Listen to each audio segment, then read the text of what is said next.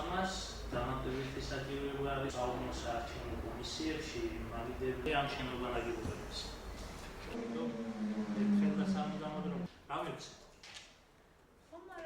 შესყიდვა გამოცხადდა იმ მიზნით, რომ ერთის მხრივ თვითმმართველობას ჰქონდეს თავის ღონისძიებებზე საჭირო ინვენტარი და მეორეს მხრივ შესრულებული იქნა საარჩევნო კოდექსის მოთხოვნა და ცენტრალური საარჩევნო კომისიის მოთხოვნა და საარჩევნო საუბნო კომისიები უზრუნველყოფილი იყვნენ შესაბამისი ინვენტარით, კერძოდ საკმარისი რაოდენობის მაგიდებით. ბოლო 5 წლის განმავლობაში მსგავსი ტიპის ინვენტარის განახლება არ მომხდარა.